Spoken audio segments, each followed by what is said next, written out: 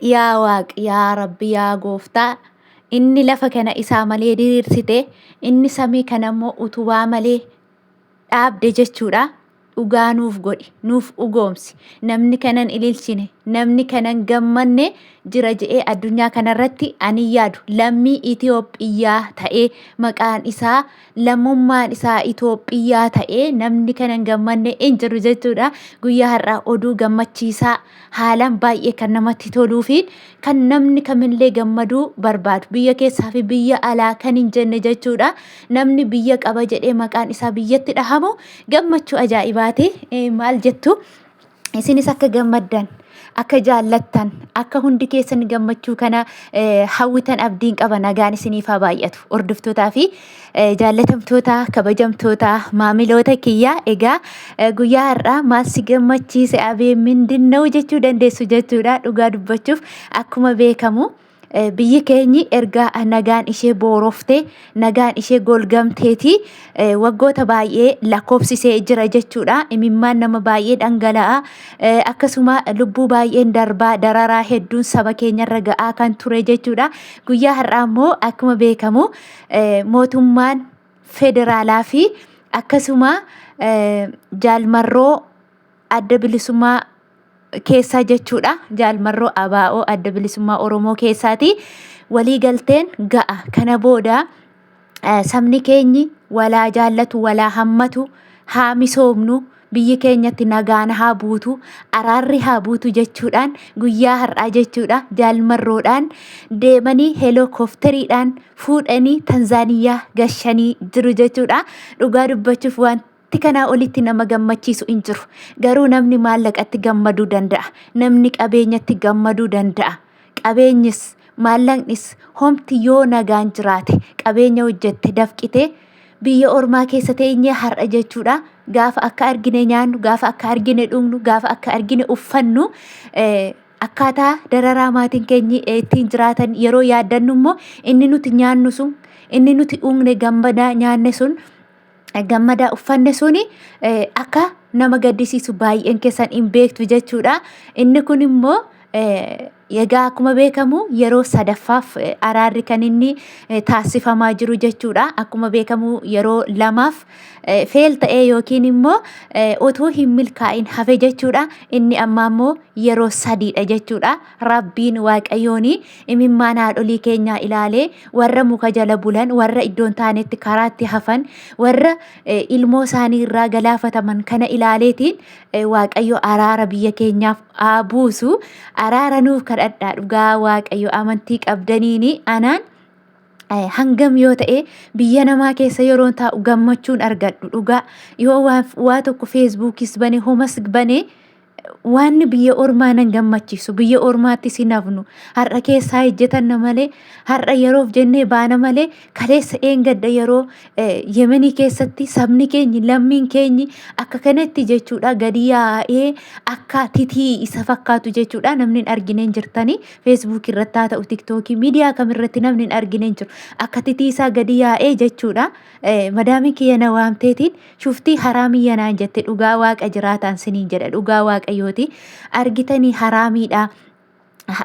Shuftii hattoota jette. Hattoota daangaa namatti cabsanii biyyaa ba'anii warra mootummaan qabne nuun jette jechuudha. Alagaan illee akkasitti nu arrabsa. Boquu koo gadi cabe. Dhugaa waaqayyoo nan qaana'e jechuudha. Guyyaa har'a immoo yeroo ani kana dhagahummoo dhugaa Yesus ani ofuma kiyya yaa gooftaa nagaa nuu buusi. Nugaa biyyi ormaa garbummaan biyya ormaa nugaa otoo biyyi keenyi nagaa qabaatte otoo biyyi keenyi aara galfii qabaatte nagaan bahanii nagaan galuun waliif owwaachuun otoo sabni tokko dhiigni tokko wal nyaachuudha baate dararaan amma kana daangaa cabse namni biyya ormaatti galeellee kaan du'aa kaan badaa kaan waa hedduu ta'a kan jiraatu biyya namaa keessatti illee kabajaa kan dhabnu jechuudha. Sababa kanaatti sababa maali? Sababa nagaa dhabuu yookiin immoo sababa walii galtee dhabuu Oromiyaa keessaati jechuudha. Kanaaf iyyuu namni kamillee amantii qaqqabdanii jechuudha otoo kadhattanii. dhugaa waaqayyo amantii qabdaniin kadhadhaa waaqayyo nama dhagaa rabbiin furmaata nuufaa kennu hedduu tokko kan nama gammachiisuu fi kan nama buhaarsu jechuudha hin milkaa'a jedhee yaada inni miilana hin milkaa'a dhugaa waaqayyo yeroo asiin baqa lolli akka kanatti ka'ee biyyi keenyi dararaa hedduu otoo akka kanatti biyyi namaa jiru mee ilaala biyya namaa keessatti bokkaan hin jiru biyya namaa keessa biqiltuun hin jiru biyya namaa keessa nagaan waan jiruuf nyaatanii dhugu jechuudha. Garuu biyya keenya keessa yeroo biyya namaa keessa dhaabattan suruursiin hin jedhu. Mee iddoo gaalaa yeroo ta'an dhugaa waaqaan sinitti hima yeroo barsa jedhan deddeemtan jechuudha. Yeroon deddeemu yeroon taa'ee biyya keenya ilaaluu fi yeroon taa'ee biyya kana ilaalu baay'ee tokko na dinqisiisa. Hojii waaqayyoo yookiin maraakilii wayii natti fakkaata jechuudha. Dhuguma immoo maraakiliidha. Biyya namaa keessa mukti hin jiru. Biyya namaa keessa gaaddisni hin jiru jechuudha. Gaaddisni jalatti boqattu hin jirtu. Owwaara irra teessa, cirracha irra teessa jechuun gogaa walumaa galatti gogaa dhagaa anati argitu jechuudha. Garuu waan gammachuu qabanidha. Isuma keessaa nyaatu, isuma keessaa dhuguu waan dhaban hin qabanii. Inni kun immoo maaliif yoo jettan nagaadha. Nagaan hin jiru taanaan biyyi ni gadooddi yookiin immoo ni hiyyoomte jechuudha. Iddoo nagaan jirutti immoo argitanii inni meeshaan waraanni itti bitamu biyya namaatti misoomaaf oola jechuudha. Hankeenyi immoo waan hundi biyya misoomtuu, biyya badhaatuu, biyya baay'ee nama hawwattu, biyyi ormaa deemtee daawwattee uffee yaa qilleensa naga, yaa qilleensa uumamaa naachuraal wingis yeroo jedhanii baay'ee namaa jechuudha. Baay'een jechuun Itoophiyaan biyya deemtee daawwatamtu amma garuu namni Itoophiyaa bakka adda addaatti nu argaa jira. Bakka nu malletti biyyoota adda addaa keessatti dararaan biyya keessatti nu qabate biyya ormaattis nu qabate sababa walii galtee dhabuu irraan kan ka'e jechuudha. Biyya namaa keessattis salphina biyya keenyatti keessattis haati ilmoo salphina haati dhiiraa salphina haati gootaa salphina du'aan taanetu malaa fi rakkinan taanetu malaa fi jechuudha.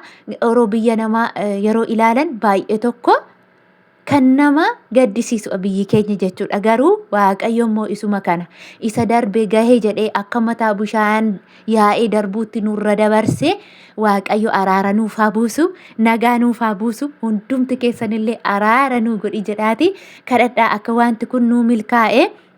Miilana gammachuudhaan nuti deebi'anii maatiin keenyillee uffee jedhanii aara galfatanii nutillee gammachuu sassaabannee biyya keenyatti gallee firri walirraa fagaate, ollaa walirraa fagaate, hiriyyaa walirraa fagaate akka walitti deeme akka aadaa fi duudhaa Oromiyaa dur keessa jirtutti akka Rabbiin waaqayyoon nuuf deebisu abdii guddaan qaba. Hin nuu deebi'asi shakkiin qabu na amanaa dhugaan siniin jedha. Maal gochuu akkas jette abi maal gochuu akkas jette miilana nagaan akka bu'u akkuma durii ta'a jettanii yaadina. Inni miilana dhugaa Rabbii siniin jedha milkii qaba. Rabbi milkiitti nuuf haa godhu, garaa nuuf haa laaffisu, mootummaa keenyas garaa nuuf haa laaffisu, mootummaa isa tokkos garaa nuuf haa laaffisu. Hunduma isaaniiyyuu nuyi kan barbaannu nagaadha. Dafqinee bulla yoo nagaan jiraate hojjetannee buluu dandeenya isiniin jedha obboleewwan kiyya qaalii. Warri immoo yaada faallaa yookiin immoo yaada qeeqaa akkasuma viidiyoon kollee isinitti toluu didee namni kun isinin gammachiisne maalti baartii warri jettan immoo na of kolcha isiniin jechuun barbaada. Warri immoo gammaddanii nagaa harmee keessanii, nagaa biyya keessanii, nagaa obboloota keessanii, uummata nagaan bahee nagaan galu biyya keenya nagaa argatu warri gammadan immoo viidiyoo kana jechuudha laayik itti godha. Hundi keessan namni laayik hin goone nama biyya isaan jaallanne, nama nagaa buusuu hin jaallanne, nama gadadummaa biyya ormaa garbummaa biyya ormaa jaallatudha jechuudha. Biyya Ameerikaa yoo jiraadhu nu warri biyya Arabaa jiru aaturuuti.